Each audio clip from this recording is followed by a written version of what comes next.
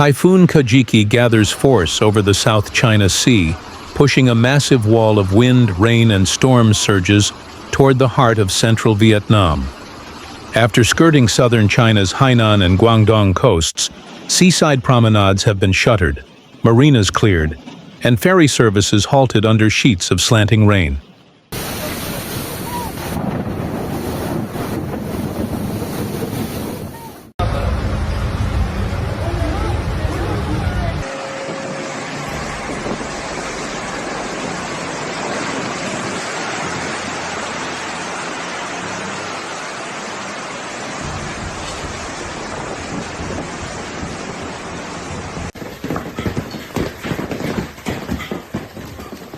In Vietnam, the atmosphere tightens hour by hour. Loudspeakers in fishing towns crackle with evacuation orders, while buses and military trucks shuttle families inland from low-lying hamlets. Fishing fleets ride out the storm under enforced port closures as whitecaps explode against breakwaters. The sky turns a bruised gray that dips so low it feels within reach, and radar loops show a dense eyewall flexing bands that fling squalls far ahead of the core, turning morning into dusk in minutes, then back again.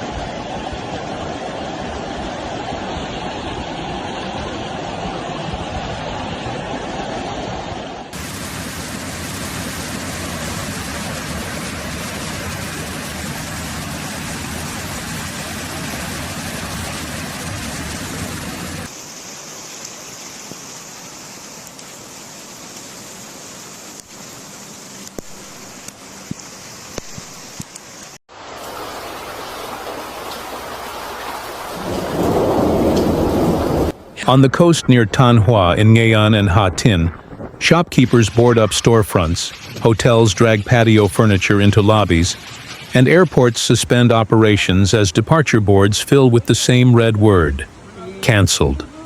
Schools and offices lock their gates. Volunteers stack sandbags around clinics and substations, and the wind begins as a restless moan threading through power lines and palms.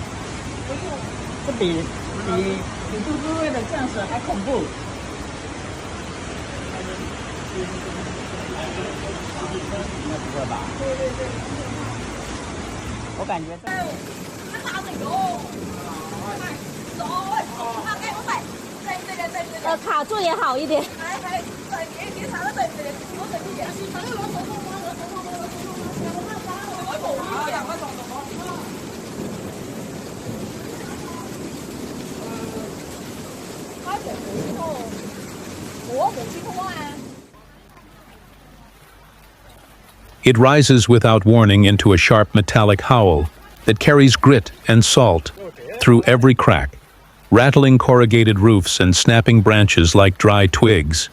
Stray dogs cower beneath market stalls while scooters scurry off streets that start to mirror the sky with fast-forming sheets of water. In the span of a single squall, curb-high puddles turn into knee-deep torrents that swirl with leaves, plastic basins, and sandals, all pulled toward storm drains already boiling over.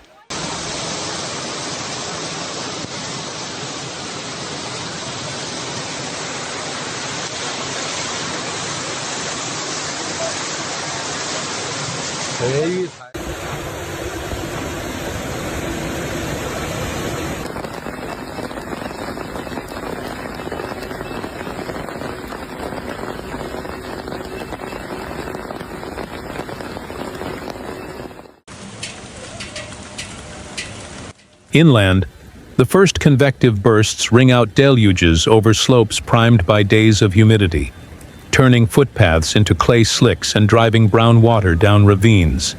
Civil defense crews pre-stage excavators by known landslide cuts and rig temporary lighting at bridges spanning the Ka River, Lam River, and Jian River, where levels crawl up painted gauge marks with a steadiness that even unnerves seasoned watchers.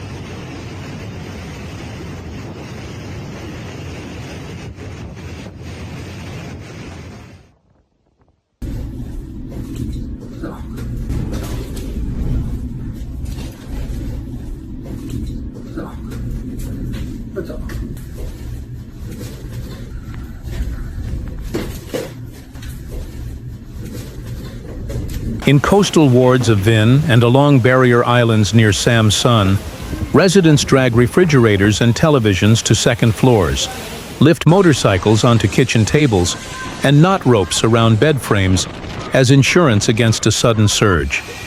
The sea answers them with a long, low growl that sinks with the wind until the whole shoreline vibrates, foam blowing across roads like shredded lace. Visibility drops to a few frantic meters as traffic lights blink futilely in the white roar.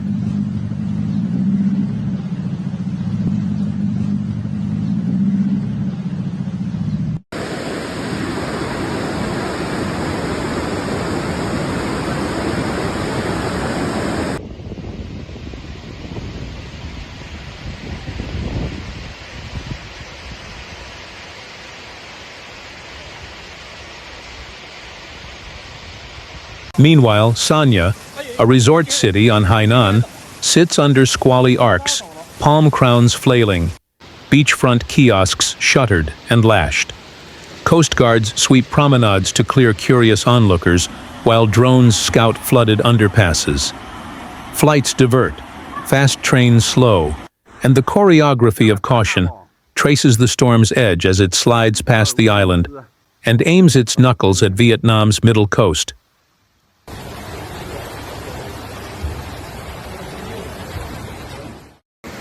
今年啊，真正灾难多哟，一个太水。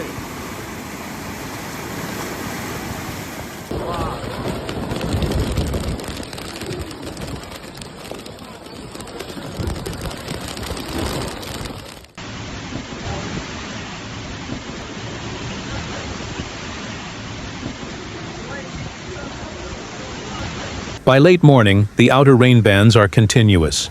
Sirens Doppler past intersections where police wave the last stragglers indoors, and rescue teams in orange ponchos fan out with chainsaws, winches, and inflatable boats, ready to move the moment disaster strikes.